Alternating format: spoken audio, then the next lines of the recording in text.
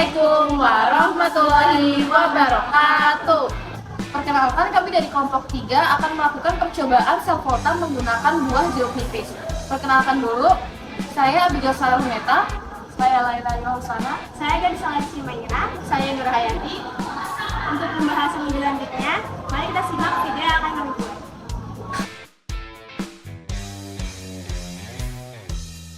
Sel volta atau sel galvani adalah jenis sel elektrokimia yang berfungsi untuk mengubah energi kimia menjadi energi listrik melalui reaksi kimia yang berlangsung secara spontan. Elektroda adalah tempat terjadinya reaksi reduksi oksidasi yang memungkinkan arus listrik mengalir. Elektroda dibedakan menjadi dua jenis, diantaranya katoda dan anoda. Anoda merupakan jenis elektroda yang berfungsi sebagai tempat terjadinya oksidasi atau pelepasan elektron dan memiliki muatan negatif. Sedangkan katoda merupakan jenis elektroda yang memiliki fungsi sebagai tempat terjadinya reduksi atau penerimaan elektron dan memiliki muatan positif. Jeruk nipis berperan sebagai elektrolit yang mengandung asam sitrat yang dapat membantu memfasilitasi reaksi redoks. Proses redoks terjadi ketika elektroda yang terendam dalam larutan jeruk nipis mengalami reaksi oksidasi dan reduksi.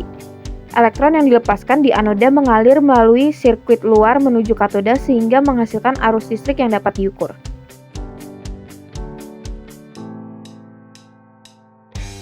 Membuat celah tipis pada ketiga buah jeruk nipis menggunakan pisau untuk menempatkan koin. Memasukkan satu koin ke dalam celah pada masing-masing buah jeruk nipis. Menusukkan satu paku pada masing-masing buah jeruk nipis dengan jarak sekitar 2 cm dari celah koin.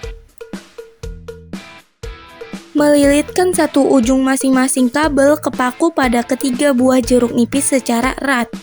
Mencapit penjepit buaya untuk menghubungkan koin pada buah jeruk pertama dengan paku pada buah jeruk kedua. Ulangi proses ini untuk menghubungkan koin pada buah jeruk kedua dengan paku pada buah jeruk ketiga.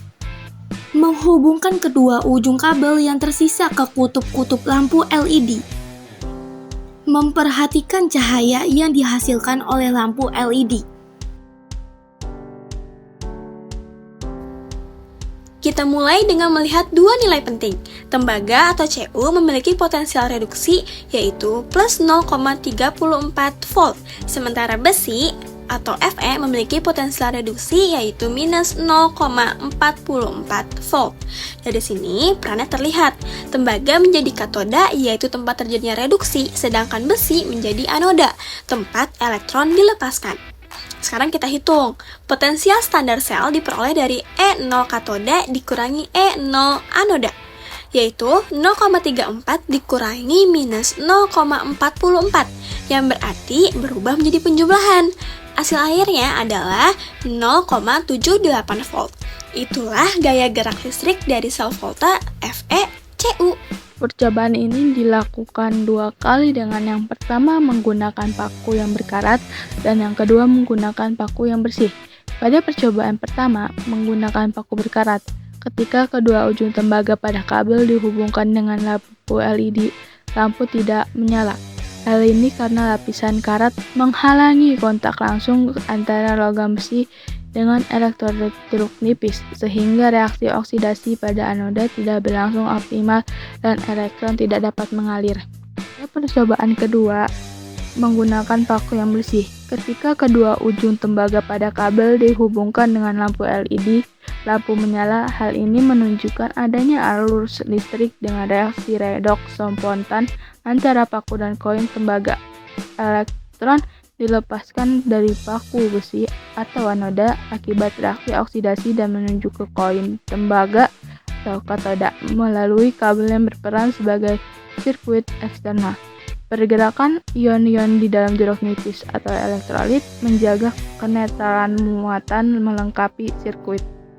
Kotoran seperti karat atau lapisan oksida dapat bertindak sebagai penghalang dan mengurangi atau bahkan menghentikan kontak efektif antara anoda dan elektrolit.